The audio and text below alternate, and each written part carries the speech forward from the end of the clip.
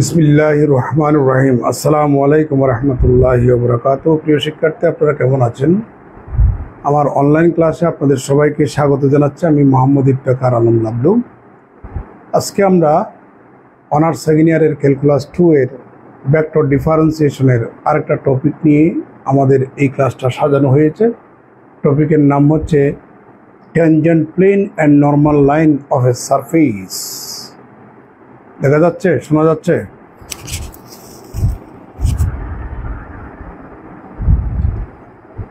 ধরে নেন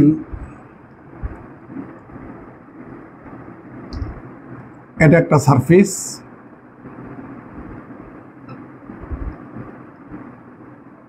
phi is the function of x, y, z equal to c। এখানে একটা পয়েন্ট নিলাম p বিন্দু, যার স্থানাঙ্ক x not, y not, z not.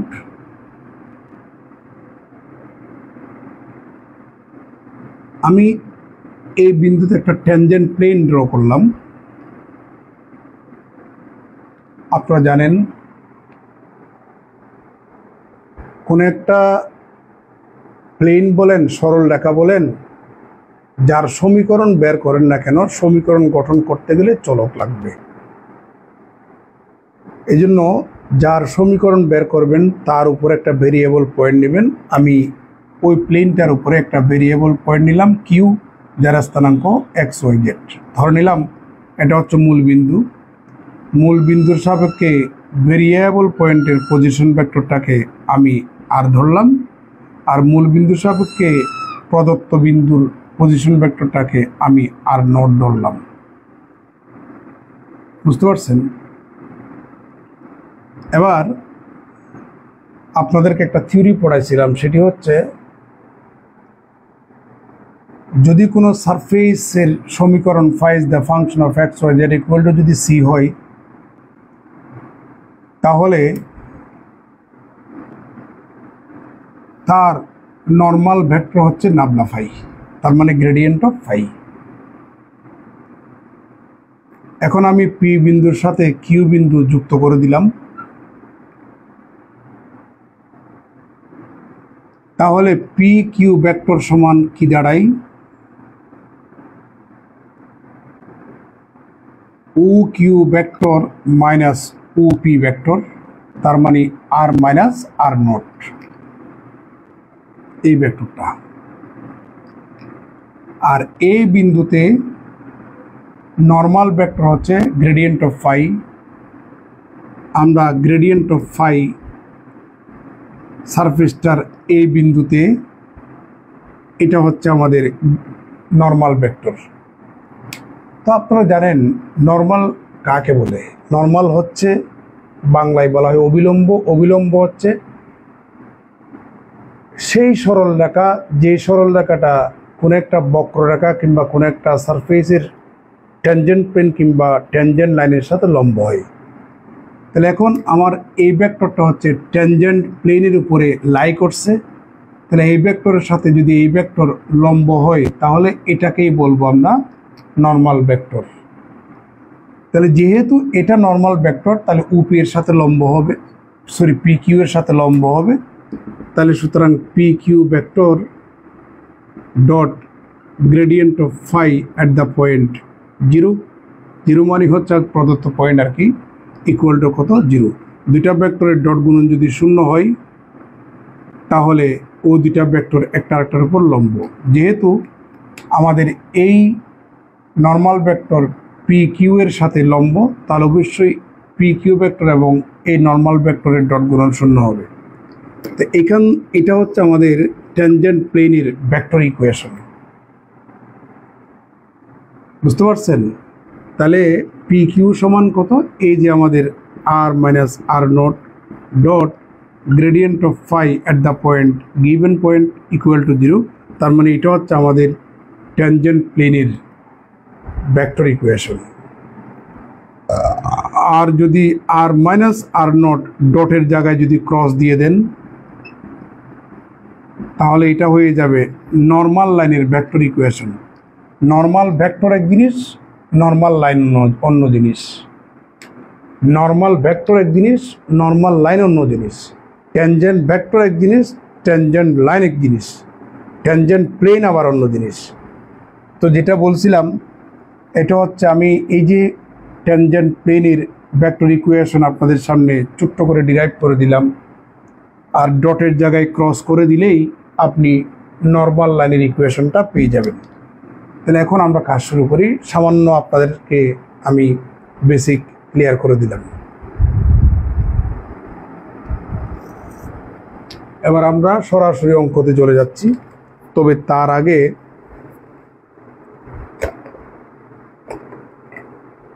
একটু কালি ঢুকাই, কালি শেষ। আপনাদের জন্য অনেক কষ্ট করতেছি, রেজাল্ট ভালো করতে হবে, রেজাল্ট ভালো করতে হবে, কেমন?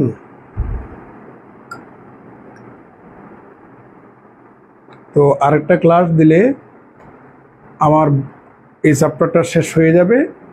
এরপর আরেকটা ক্লাস দেব, সেটি হচ্ছে ডিরিচলেটস থিওরামের উপরে।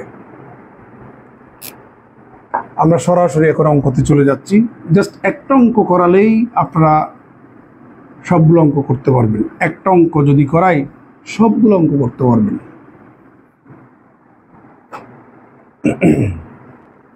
আমি জাস্ট একটা অঙ্ক করাবো।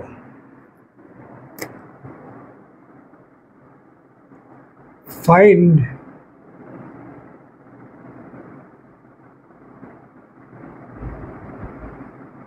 an equation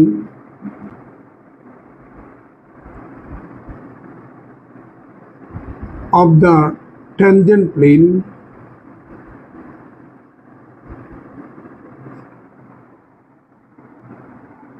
and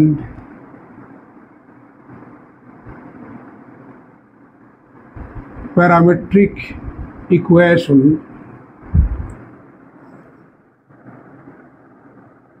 of the normal line to the surface x square plus y square plus z square equal to 25 at the point -3, 0, 4। এই একটা অঙ্ক করাবো। একটা অঙ্ক আপনারা যদি ভালো মতো বুঝেন সবগুলো অঙ্ক করতে পারবেন। সলিউশনটা দেখুন প্রিয় শিক্ষার্থী। The given surface is x square plus y square plus z square equal to 25। এটাকে যদি আমরা find the function of x y z equal to c এর সাথে তুলনা করি, তাহলে আমরা ফাই সমান পাচ্ছি x square plus y square plus z square. তার মানে এই বিন্দুতে এই সারফেসের উপরে যে ট্যানজেন্ট প্লেন এবং নর্মাল লাইন, সেই ট্যানজেন্ট প্লেনের ইকুয়েশন এবং ট্যানজেন্ট লাইনের প্যারামেট্রিক ইকুয়েশন বের করতে বলেছে। প্রিয় শিক্ষার্থী, আমরা এখন গ্রেডিয়েন্ট অফ ফাইটা একটু বের করতে চাই। গ্রেডিয়েন্ট অফ ফাই তার মানে i del del x plus j del del y plus k del del z, phi সমান তো এটা। তাহলে x square plus y square plus z square. প্রিয় শিক্ষার্থী, এক্স এর সাপেক্ষে যদি পার্শিয়াল ডিফারেন্সিয়েশন করেন টুয়াইস এক্স পাবেন প্লাস জে, ওয়াই এর সাপেক্ষে যদি করেন পার্শিয়াল ডেরিভেটিভস তাহলে আপনি পাবেন twice y plus k, z এর সাপেক্ষে যদি করেন আপনি পাবেন টুয়াইস জেড। তাহলে সুতরাং প্রদত্ত বিন্দুতে গ্রেডিয়েন্ট অফ ফাইটাকে যদি আমরা এভাবে ডিনোট করি, তাহলে গ্রেডিয়েন্ট অফ ফাইয়ের এই যে একটা রেজাল্ট আমরা দেখতে পাচ্ছি, ওখানে এক্স এর পরিবর্তে -3, ওয়াই এর পরিবর্তে 0, জেড এর পরিবর্তে 4 বসালে এখানে পাবো -6i plus 0j plus 8k। শিক্ষার্থী,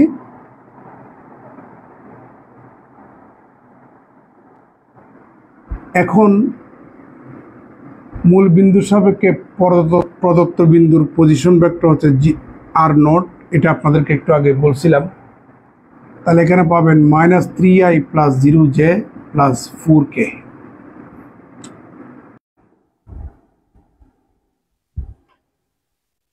সিবিধর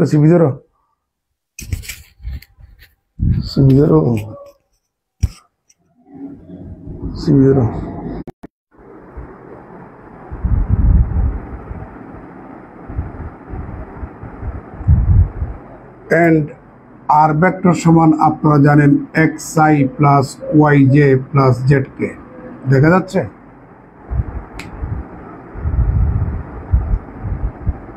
তাহলে এখন আমরা r - r0 একটু বের করব। এখান থেকে এটা বিয়োগ করব। তার মানে এখানে পাচ্ছেন আপনি x + 3 * i + y - 0 * j + z - 4 * k।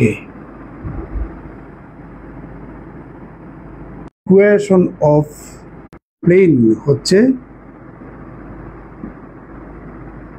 r - r0 dot gradient of phi at the given point equal to 0, or এটা সমান তো এটাই। তাহলে x + 3 * i + y - 0 * j + z - 4 * k dot, এটার মান তো আমরা বের করছি যে -6i + 0j + 8k = 0। প্রিয় শিক্ষার্থী, আপনারা জানেন দুটা ভেক্টরের ডট গুণের ক্ষেত্রে i এর সহগগুলো গুণ হবে, যোগ j এর সহগগুলো গুণ হবে, যোগ k এর সহগগুলো গুণ হবে। তাহলে -6 * x + 3 + 0 * y - 0 + 8 * z - 4 = 0। তাহলে এখানে পাচ্ছি -6x - 18, এটা লেখার দরকার নাই। আর এখানে পাচ্ছেন 8z - 432 = 0। নিচে লেখার সাথে আমি পাশাপাশি লিখতে চাই। এখানে পাচ্ছি আমরা -6x + 8z - 50 = 0। আপনি -2 দিয়া যদি ভাগ দেন তাহলে পাবেন 3x - 4z + 25 = 0। প্রিয় শিক্ষার্থী, এটা হচ্ছে প্লেনের ইকুয়েশন, ট্যানজেন্ট প্লেনের equation. Which is the required tangent plane? আপনারা জানেন ট্যানজেন্ট প্লেন এক ধরনের প্লেন। প্লেনের জেনারেল ইকুয়েশন হচ্ছে ax + by + cz + d = 0। এটার চেহারা এটার মতো, অতএব এটা প্লেনের সমীকরণ। এটা হচ্ছে সেই ট্যানজেন্ট প্লেন। দেখা যাচ্ছে? এবার আমরা নর্মাল লাইনের ইকুয়েশন বের করব। আমি বলছিলাম আপনাদেরকে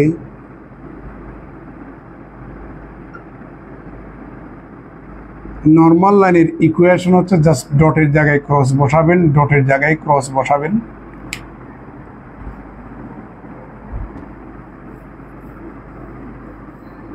আপনারা জানেন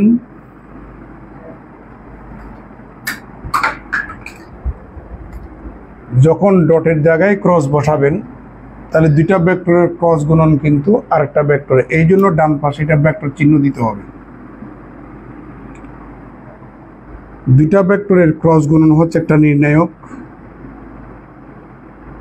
যার প্রথম রুট অবস্থান করবে i j কে, দ্বিতীয় রুট অবস্থান করবে প্রথম ভেক্টরের কম্পোনেন্ট সমূহ, তার মানে x + 3 y - 0 আর z - 4। তৃতীয় রুট অবস্থান করবে আমাদের দ্বিতীয় ভেক্টরের কম্পোনেন্ট সমূহ, -6 এখানে 0 আর এখানে 8 = 0।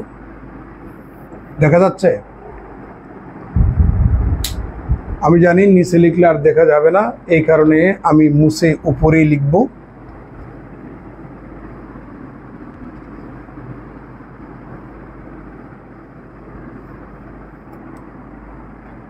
আমরা এখন এক্সপান্ড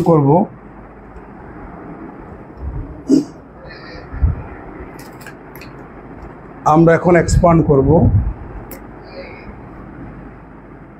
প্রথম রো এর সাপেক্ষে i, সে বরাবর রো এবং কলাম চলে যাবে, এই চারটা থাকবে। তাহলে এখানে পাচ্ছি 8 into Y minus 0 minus 0 into Z minus 4 plus J, এটা বাদ, তাহলে এটার সাথে এটা গুণ হবে, minus 6 into Z minus 4 minus 8 into x plus 3 plus K, এটা বাদ, এটার সাথে এটা গুণ, 0 into x plus 3 plus 6 into Y minus 0 equal to, এই 0 ভেক্টরটাকে আমরা 0y plus 0z plus 0k লিখতেই পারি। আমরা এখন উভয় পক্ষ থেকে i j k এর সহগ সমীকৃত করব। তাহলে পাচ্ছি বামে i এর সহগ হচ্ছে 8 into Y minus 0 minus 0 into Z minus 4, আর ডান পাশে i এর সহগ 0। বাম পাশে j এর সহগ হচ্ছে minus 6 into Z minus 4 minus 8 into x plus 3, আর ডান পাশে j এর সহগ 0।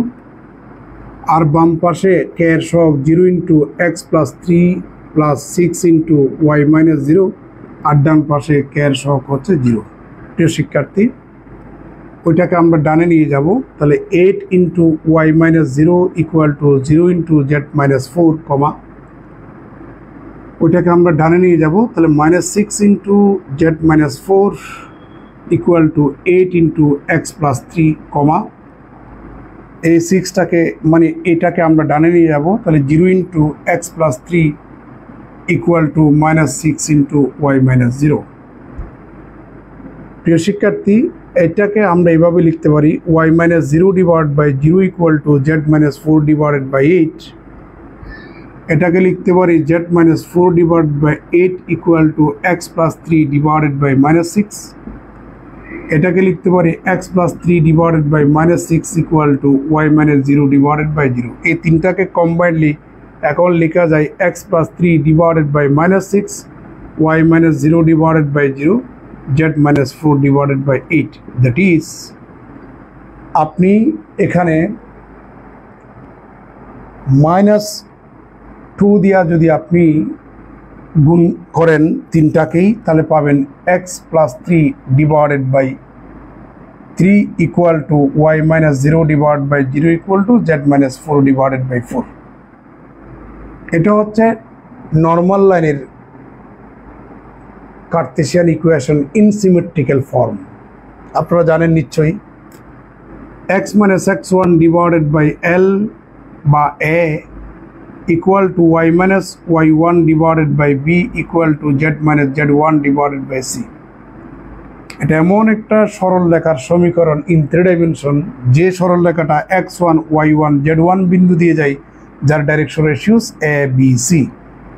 আর যদি এখানে আপনি l বসান, এখানে যদি আপনি m বসান, এখানে যদি n বসান, তাহলে ডাইরেকশন কোসাইন্স হচ্ছে l m n। এটা 49তম BCS এ এটা আসছে। অর্থাৎ কোনো একটা সরল রেখার সমীকরণ যদি এটা হয়, তাহলে এল এম এন দ্বারা কি বোঝায়? ডাইরেকশন কোসাইন্স বোঝায়।